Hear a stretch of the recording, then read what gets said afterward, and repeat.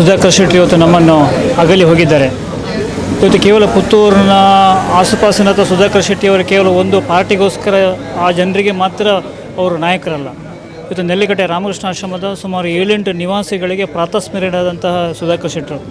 ಯಾಕಂತಂದರೆ ಒಂದು ಸಂದರ್ಭದಲ್ಲಿ ಅದನ್ನು ಗ್ರೀನ್ ಬೆಲ್ಟ್ ಏರಿಯಾ ಅಂತ ಹೇಳುವಂಥದ್ದು ಪುತ್ತೂರು ಅರ್ಬನ್ ಡೆವಲಪ್ಮೆಂಟ್ ಅಥಾರಿಟಿಯಲ್ಲಿ ವಿಭಜನೆ ಆಗಿಬಿಟ್ಟು ಇನ್ಯಾವುದೇ ಪ್ರಯೋಜನ ಇಲ್ಲ, ಈ ಜಾಗ ಕೇವಲ ಸರ್ಕಾರಕ್ಕೆ ಹೋಗುವಂಥದ್ದು ವ್ಯವಸ್ಥೆಗಳಿದ್ದಾಗ ಸುಧಾಕರ್ ಶೆಟ್ಟಿ ನೇರವಾಗಿ ಬಂದುಬಿಟ್ಟು ಆ ಕಡತವನ್ನು ತನ್ನ ವೈಯಕ್ತಿಕವಾಗಿ ಅದನ್ನು ವ್ಯವಸ್ಥಿತವಾಗಿ ಅದನ್ನು ಬದಲಾವಣೆ ಮಾಡಿಬಿಟ್ಟು ನಿವೇಶನದ ರೀತಿಯಲ್ಲಿ ಅದನ್ನು ಕನ್ವರ್ಷನ್ ಮಾಡಿದಂಥದ್ದು ಸುಧಾಕರ್ ಶೆಟ್ಟಿ. ಇವತ್ತು ಆ ರಾಮಕೃಷ್ಣ ಆಶ್ರಮದ 7-8 ನಿವಾಸಿಗಳು ಬೆಳಿಗ್ಗೆ ಫೋಟೋ ಇಟ್ಟು ಪೂಜೆ ಮಾಡಬೇಕು. ಅದಕ್ಕೆ ಅಂಬಿಕದ ಹುಟ್ಟಿಗೆ ಕಾರಣವಾದಂಥವ್ರು ಸುಧಾಕರ್ ಶೆಟ್ಟಿ ಅವರು. ಇವತ್ತು ಏನು ಅಂಬಿಕದ ನೆಲ್ಲಿಕಟ್ಟೆ ನಿವೇಶನ ಇದೆಯಾ ಅದನ್ನು ಸುಧಾಕರ್ ಶೆಟ್ಟಿ ಸ್ವತಃ ಸ್ವಂತ ಮುತುವರ್ಜಿಯಿಂದ ಕೂಡದಲ್ಲಿ ಅದರ ಬದಲಾವಣೆ ಮಾಡಿಕೊಂಡು ಅದನ್ನು ಕನ್ವರ್ಷನ್ ಮಾಡಿಬಿಟ್ಟು 24 ಗಂಟೆ ಒಳಗೆ ಬಿಡ್ ಲೈಸೆನ್ಸ್ ಮಾಡಿಸ್ಕೊಟ್ಟಂಥವರು ಸುಧಾಕರ್ ಶೆಟ್ಟಿ ಅವರು. ಹಾಗಾಗಿ ಅಂಬಿಕದ ಒಂದು ಸಂಚಾಲಕ ನೆಲೆಯಲ್ಲಿ ನಾನು ಇವತ್ತು ಅಂಬಿಕದ 1,500 ಜನ ವಿದ್ಯಾರ್ಥಿಗಳು ನಮ್ಮ ಅಂಬಿಕದಲ್ಲಿ ವಿದ್ಯಾರ್ಜನೆ ಮಾಡುವಂತಾದರೆ ಅದಕ್ಕೆ ಸುಧಾಕರ್ ಶೆಟ್ಟಿಯವರು ಒಂದು ಮೂಲ ಕಾರಣ ಅಂತ ನಾನು ಇವತ್ತು ಶ್ರದ್ಧಾಂಜಲಿ ಕಾರ್ಯಕ್ರಮದ ಮೂಲಕ ನಾನು ಅವರಿಗೆ ದೇವರಿಗೆ ಪ್ರಾರ್ಥಿಸ್ತಾ ಇದ್ದೇನೆ.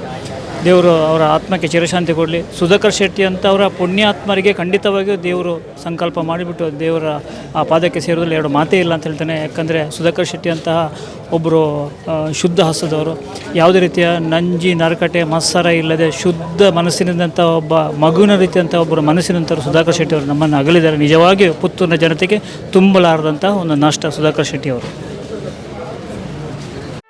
ಸುದ್ದಿ ಚಾನಲ್, ಕ್ಷಣ ಕ್ಷಣದ ಸುದ್ದಿಗಾಗಿ.